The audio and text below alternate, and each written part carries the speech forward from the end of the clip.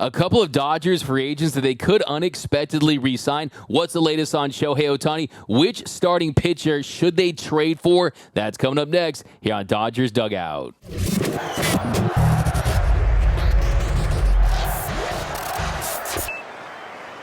What's going on, Dodgers Nation? Doug McCain here. My friends call me D-Mac, credentialed member of Dodgers Media. You can follow me on X and Instagram at DMac_LA. And if you haven't yet, be sure to subscribe to the Dodgers Nation YouTube channel for all latest Dodgers news, rumors, live streams, breakdowns, high videos, highlights all season long. Be sure to hit that subscribe button, hit that notification bell. And if you really want to support the channel and you want to see us post even more Dodgers content, do more giveaways, smash that like button. As always, I want your takes down below in the comments section. Today's Dodgers Nation question of the day: what should the Dodgers do if they don't sign Shohei Ohtani? Let me know down below. And for all latest Dodgers news, head over to DodgersNation.com. How we doing, Dodgers Nation? Are you watching the World Series? Because how we doing, Dodgers Nation? I know that it's a longer off season that you had planned for. I know it's a cold winter without the Dodgers going deep in the postseason. Are you watching the World Series? Because if you are, you're part of a select few, because the World Series TV ratings have been down in the dumps. This is the least watched World Series in the history of baseball. That's how bad it is right now. Ratings are in the tank. Me personally, I'm still watching. Any baseball is better than no baseball. And of course, you know I'm tuning in to see Corey Seager. And Corey Seager has gone into God mode once again, putting this Texas Rangers team on his back. So far in this World Series, Corey Seager has an 1139 OPS with 3 home runs and a double. He left the yard again yesterday, and he joined the guy he idolized growing up. When Corey Seager was growing up, he was a Yankees fan. He idolized the captain, Derek Jeter. And yesterday, Corey Seager became just the second shortstop in MLB history to hit a home run in back-to-back World Series games, joining Derek Jeter. So I know that was special for him. If you remember back in 2016 when the Dodgers played the Yankees at Yankee Stadium, it was a special moment for Siegs to man that shortstop position, the same place where Derek Jeter had. I'll never forget that. But I digress. I'm not going to talk too much about this World Series because not many people are. Really, the only thing to take away from it is that, hey, that Rangers team, they've been phenomenal so far in having the next guy step up, having to deal with injuries and losing DeGrom, losing so many guys throughout the year, even this series, losing Adolis Garcia and Max Scherzer. But hey, no problem. Next man up mentality. It doesn't seem to be an issue for the Texas Rangers, who look to win their franchise's first World Series. Now, we're going to dive into some of these news and notes, because before you know it, this World Series is going to be over, and we're going to be talking about free agency and what's next for this Dodgers team. And over the weekend, Jack Harris of the LA Times, he put out a piece that's a really interesting nuggets about Shohei Ohtani and about some of these available players. So, of course, we got to start with the lead, Shohei Ohtani. And on Ohtani, he wrote, "Here is what's known about the Dodgers and Ohtani for now. The two-way star will be a top priority for the Dodgers this winter. The team is cautiously optimistic about its chances of signing him, hopeful it checks as many boxes as any other suitor." So nothing really new there. That's exactly what Buster Olney said on my show during the summer. That's what multiple people have told me, that Ohtani is their top priority, that they are optimistic, that they have a really good chance of signing him. I've said ad nauseum the reasons why. And I think right at the top of that list is the Dodgers' commitment to winning. Yes, they're not winning the World Series every year, but they're making the postseason every year. And what we've learned during this postseason is that's pretty much all you can ask for, is a ticket to the postseason and just hope that you're hot. I don't think anything else is realistic. But on top of that, you go down the list. Look at the young talent that's emerging. You got guys like Bobby Miller, Ryan Pepio, Emmett Sheehan. You got futures of this rotation that are going to play a big role. Ohtani knows at this point you can't build an entire team off of free agent signings. Just ask his former employer, the Anaheim Angels, right? You can't do it that way. You need to be able to produce your own talent. You need to have a farm system that can have a pipeline of talent that, one, you can use, or two, you can trade to get pieces to help you go on a World Series run. And then you look at the financial muscle of this franchise. You go out there and and sign big names. They could sign Ohtani and Yamamoto. You could sign Ohtani and trade for a Tyler Glasnow, a Corbin Burnes, a Dylan Cease, a Mitch Keller. They have the resources to do anything you could possibly want to do when it comes to roster construction. Like I said, Dodgers are Amazon. They have everything, elite prospects, all the money, whatever it takes to win. The Dodgers have it. It's just a matter of allocating those resources the right way. So I still think that if you're looking for a West Coast juggernaut, the Dodgers make all the sense in the world. The only caveat here is that Shohei Ohtani surprised everyone in the baseball world. He shocked everyone when he originally signed with the Angels, who didn't have a lot of money to pay him, didn't seem like the ideal fit. He ends up going to Anaheim. It was comfortable for him. He ended up having a great deal of individual success, winning MVP, established himself as the best player in the sport, in my opinion. Only issue is, not only have they not even appeared in the postseason, they've never even won the division. They never even finished with a winning season. So it's Shohei Ohtani. You can't be shocked about anything. What if he goes to the Mariners? What if he goes to the Giants? We'll have a lot of time to talk about that in the coming weeks. But it does feel like this is not going to be drawn out. I think that one surprise people are going to have is I think the Ohtani decision is going to come sooner than you would expect. We're not going to see a Bryce Harper, a Manny Machado, some of these decisions that led all the way into spring, because the entire industry is waiting on Shohei Ohtani, right? The entire industry needs him to make his decision so other players, DHs, players that we're going to talk about in a minute, can make their decision. So it would absolutely hold up the entire industry if he draws this thing out and lets it linger. I don't expect that. I think someone like Shohei Ohtani as well, he wants to get into the rehab, get anything he needs to be done to find a way to get on the mound as soon as possible. So I anticipate a decision being made sooner than later with Shohei Ohtani. Like I said, give him an ownership stake in the franchise. I don't care if we have to call him Shohei Owner Tani. I'm fine with that. Now, another thing he mentioned in the piece was the Dodgers are expected to pursue former Cy Young Award winner Corbin Burnes if the Milwaukee Brewers considered trading their ace right-hander ahead of his final year of team control. Another thing that we've talked about ad nauseum on this show. Let it be known, I was the very first person in the Dodgers media world to present the idea and trade packages for Corbin Burnes this coming 2 years ago, then last year. Hopefully I get my wish and get my Corbin Burnes, because they need that 100% established ace. That ace that is undeniably someone that's going to take the ball in games 1 or 2 of a series, right? And yes, he didn't pitch great in the wild card. Still pitched better than Clayton Kershaw or Bobby Miller or Lance Lynn, right? They hit a couple of home runs, and that was a hot Diamondbacks team. Hit 3 home runs in that game, to be exact. But I still think with 1 year of team control left, you could trade for Corbin Burnes and, let's say, give up a Michael Busch, a Miguel Vargas, and Emmett Sheehan as the centerpiece of a package.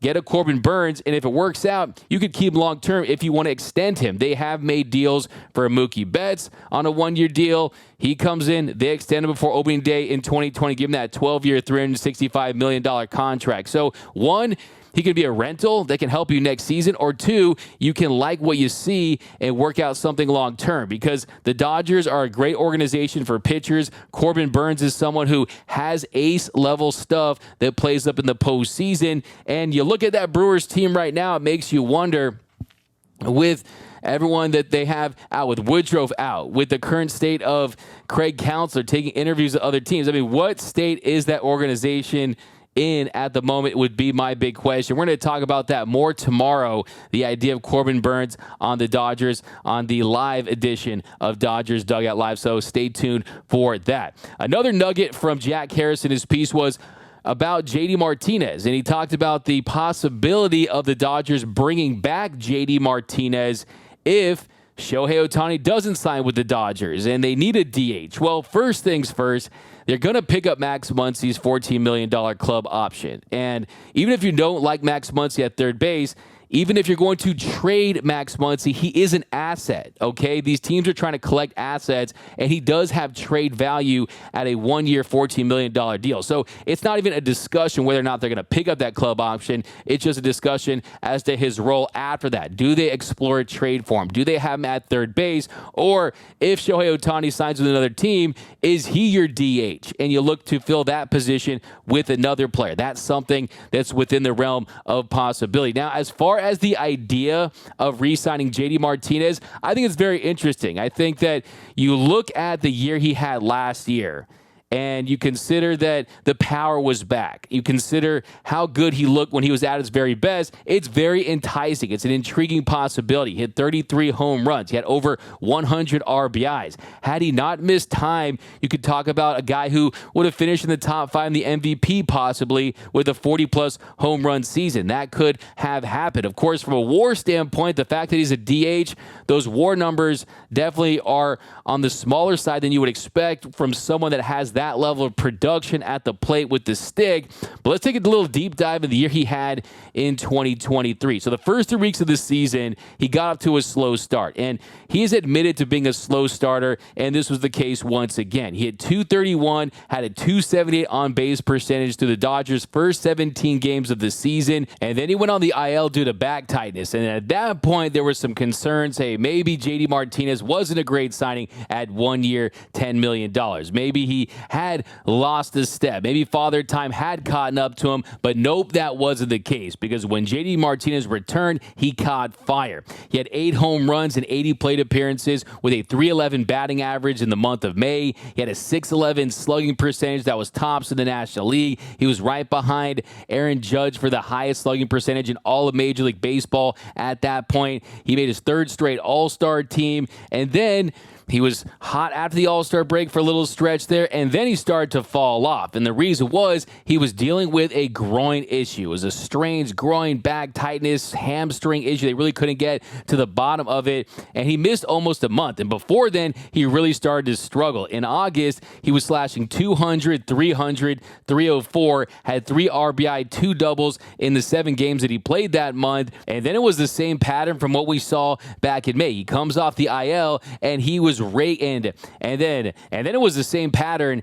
and then it was the same pattern repeating itself from back in May. He comes off the IL, and then he starts to rake. And September was his best month of the season. And then it was the same pattern that we saw back in May. He comes off the IL, and JD was raking all September long. It was his best month of the season in Dodger Blue. He slashed 355, 393, 724. He hit 8 just dingers, had 25 RBI in 20 games. He won the National League Player of the Week for the week of September 18th through the 24th, and he ends up putting really a bow on a very nice season. Towards the end, heading into the postseason, he was one of the only Dodgers that was consistently producing at the plate. He ended up finishing the year with 33 home runs. That was the most in a season since 2019. He had over 100 RBI, and you look at those isolated power numbers. The power numbers were what dropped off last year in Boston. He had 16 home runs last year in Beantown, where he had already surpassed those 16 home runs before the All-Star break with the Dodgers. So the power numbers were up. You also look at the isolated power. And last year, he had a 301 ISO. That was the second highest in a season for J.D. Martinez for his entire career, only behind the 387 isolated power that he posted in 2017. Only drop-off was that he sacrificed the on-base percentage, is that the strikeout rate was up. If you look at his walk rate last year, it dropped to 7.1%. That was the lowest walk rate they had posted for a season since 2014 when he was with the Detroit Tigers. You look at that on-base percentage, it was around 300 for a lot of this season. It finished at 321. That was his lowest on-base percentage that he had posted in a full season since 2013. You also look at that strikeout rate. The strikeout rate was up to 31.1% last season. That was the highest strikeout rate they had posted for his entire career. So basically, in a nutshell, snapshot of his season is the power numbers up, the home run numbers up, on-base percentage down, strikeout rate up. So it just depends on what's your cup of tea as a hitter, as a DH. So you're looking for power. You know what I say? If you want the dub, you got to slug. Well, J.D. Martinez absolutely provides that. Also, he hit the Dodgers' only home run in the postseason. And yeah, it wasn't a great postseason for him. It's just a small sample size in 3 games, but he did live up to his postseason hype, hitting that 1 home run. And he ended up going 2 for 10, had an OPS of 833. But if you're looking at signing J.D. Martinez, that's one of the first numbers I look at, is that 974 postseason OPS. Everyone's talking about, how do you build a roster that can have success in October? How do you build a roster and equip it with hitters that can handle the bright lights of the postseason? Well, J.D. Martinez has certainly proved throughout his career that he can do just that. Now, if they don't get Ohtani, would they sign J.D. Martinez? I have my doubts. I think you look at this team and what they're trying to accomplish. The injuries are starting to pile up for J.D. The back is a concern. Hamstring, groin, those little knick-knack injuries throughout the season. At the kind of price that he's going to command, the contract that he's going to warrant at this stage of his career, where after the year he had, he's going to be looking at a couple multi-year contracts. And even if you could get him at a favorable rate, there's no way it's going to be on a 1-year deal in the $10 million range, right? He's going to be looking for one more payday. Also, it would feel like a big letdown, because at that point, you know that Ohtani would be playing for another team. He'd be having his press conference for another franchise at that point. So it would feel like a downer of a consolation prize. But hey, if he's on the table, I wouldn't be mad at it. I think the injuries are a concern. I kind of want to go a different direction. I kind of want to get a little younger. I'm not so sure. I love the idea of surrounding Freddie and Mookie with all their cronies and buddies and this and that. I want to win championships. But still, the reality is J.D. Martinez can hit in the postseason. If you can get him at a decent deal at the right price, I would be fine with having him back in LA. But how about we just sign Shohei Ohtani, not have to worry about that? But not the worst thing to pivot to. Now, something else that Jack Harris pointed out in his piece was about Jason Heyward. Now, Jason Heyward also had a really nice year in Los Angeles. No one expected him to. He overachieved. He exceeded everyone's expectations. And Jack Harris wrote, there is believed to be mutual interest between the Dodgers and Jason Heyward in the free agent outfielder returning for 2024, especially with Betts expected to spend significant time at second base again next season. So we've done a deep dive on Jason Heyward in the year he had, and look, there's no doubt about it. He was fantastic in his role for the Dodgers all season last year. And the big difference with Heyward was the fact that he shortened that stroke. He had a much more compact swing, and every time he made contact, that ball flew off his bat. Jason, those balls had families, and he was scorching rocket shots off that Louisville slugger all season long. And if you look at his numbers, he slashed 269, 340, 473, had a 121 weighted runs created plus, so his bat was 21% above league average for overall offensive production. And you look at those power numbers, 15 home runs. 15 bombs for Jason Heyward, and that really hasn't been a big part of his game. He hit 27 home runs in 2012. That's his career high. In 2019, he had 21 home runs and 589 plate appearances, and that's the year where he had a 100 weighted runs created plus. He was just at league average. Well, last year, he ends up being 15 home runs and 377 plate appearances. So maybe the trick with Jason Heyward is where he's not an everyday player. It's that you use him in a specific role. He's still young. He was in his 33 season last year, his age 34 season coming up. So, yeah, Jason Heyward has made a ton of money in his career. Just last year, he was playing for the Dodgers on the major league minimum because the Cubs were footing the bill of his contract with over $22 million remaining on it. So he's probably happy here. He's probably secure financially. I do think if you look at the year he had last year, that there are going to be teams interested in signing him to multi-year deals, probably at pretty decent contracts with pretty nice prices for him. And you'll consider the defense as well, a 5-time Gold Glove Award winner, someone whose intangibles are off the charts as a team leader, as a clubhouse veteran. But on that same note, Jason Heyward might say to himself, hey, in Los Angeles, I'm only having 377 plate appearances. They're not expecting me to be the guy. They just want me to play a role, and that role allows Mookie Betts to play second base where he's engaged. He gets stay healthy. He wants to be there. The Dodgers don't really have a true second baseman right now with Miguel Vargas having not worked out. There's really no one you could point to right now saying that's their position. Even with Gavin Lux coming back at shortstop and presumably taking over that role, or at the very least getting an extended runway to do so, Miguel Rojas is better served to be a backup, a utility infielder, because he's no spring trade.